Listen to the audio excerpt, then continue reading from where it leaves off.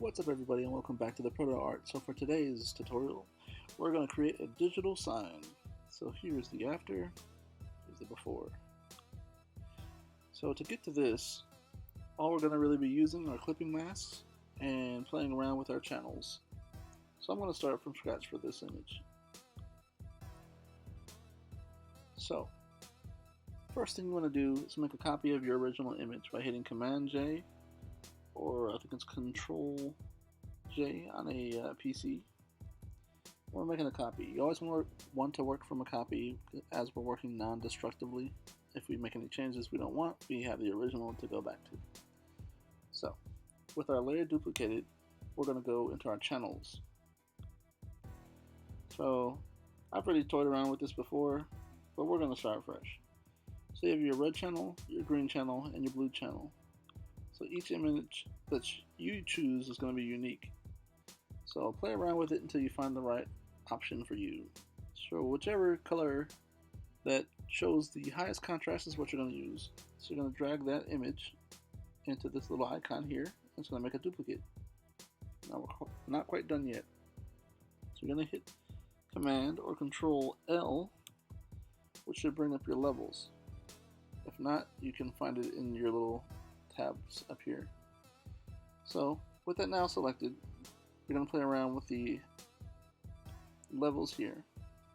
So what you want to do is create the highest contrast of your brights and your darks. So the reason I'm doing all this is to create or get the original reflection in the image to help sell whatever image we want to put in our window here. It makes it more realistic. You'll see in a minute here. So now with this highly contrasted image, you can click on the thumbnail or press this little button here. And I'll make a selection of all the whites. Everything visible in white will be what's showing. So go back to our layers, create a new layer, and hit Shift and Delete. And it'll also be in your options up here, but we're creating a fill layer of white. Now if everything was done right, properly I should say, you should have all your highlights on a brand new layer in white. So if I hide everything, it's kind of hard to see, so let me, just so you can see, I'm going to deselect that. I'll make the background in a darker color. So there you go. So all our highlights have been copied over. Okay. So now with our highlight layer, we're halfway done. We can hide that layer. So you can do text, you can input any other image you want there. So for this, I created this little Frisco sign, and we're going to add it in the background here. So to do that now, we're going to put our layer and a highlight layer in one folder. So we're going to group that together by hitting Command or Control G. Now create a group. The reason we're doing this I should say, is when we create our mask, we want our, we don't want to keep adjusting the mask for each individual layer. We want it to affect it overall.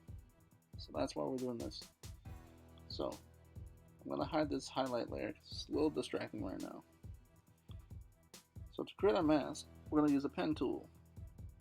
So you can either select it here or hit the letter P.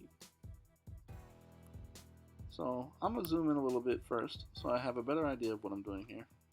So with the pen tool selected, and with this image it's going to be easier because you have, pretty straightforward points. But you may have an image that you will have to like bend your selection. So that's a whole different tutorial on how to use pen tools. There's plenty on YouTube. So for this particular demo, I'm just going to make this real quick and dirty, but you want to take your time.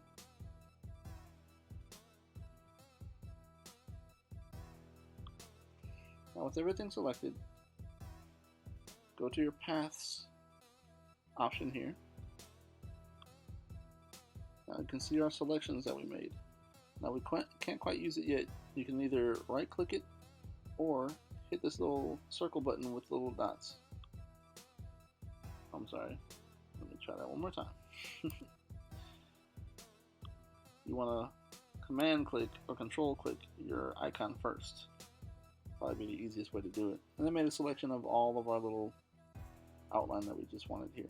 Now we're going to go back to our layers. And with our group selected, we're going to hit this little button right here, the square with the circle in the middle, and that's going to create a mask.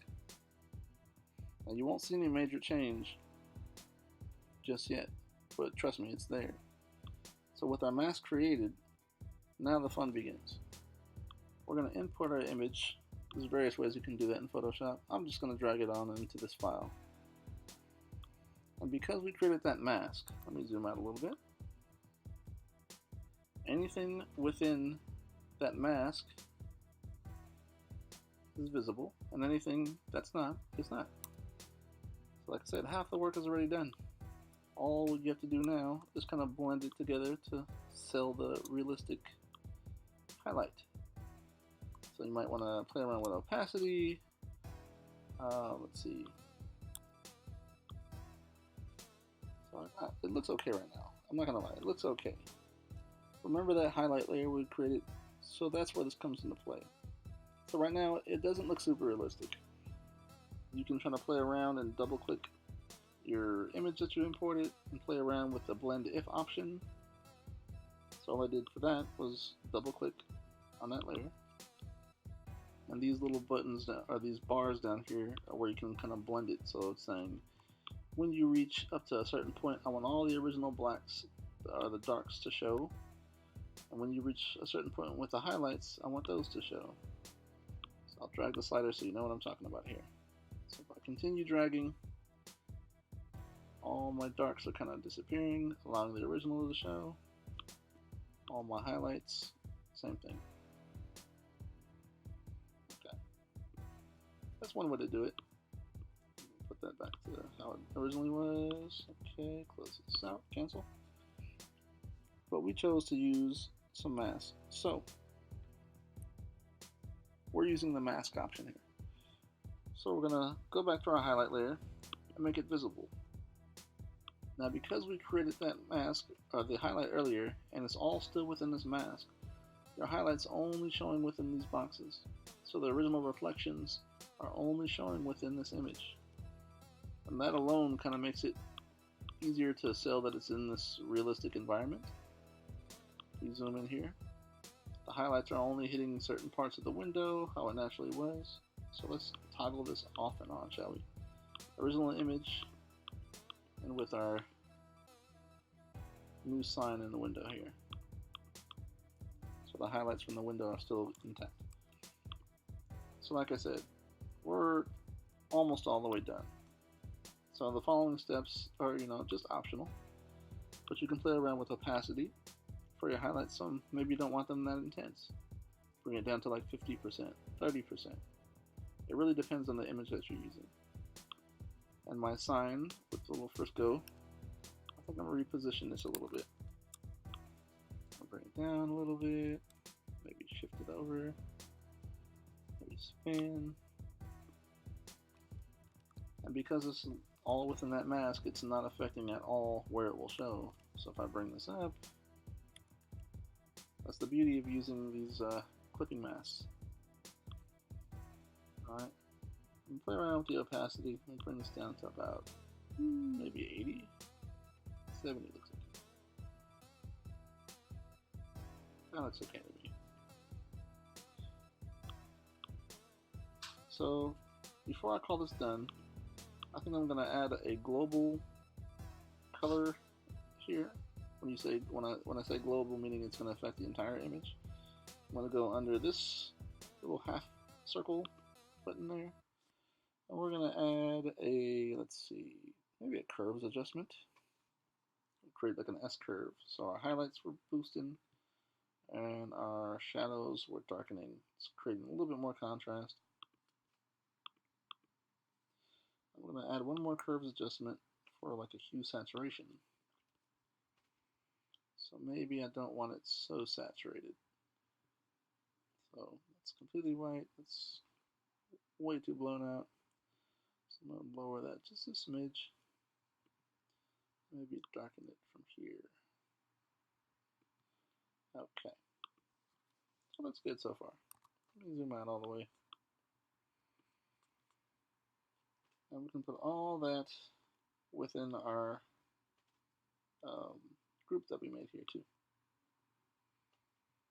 if we wanted to.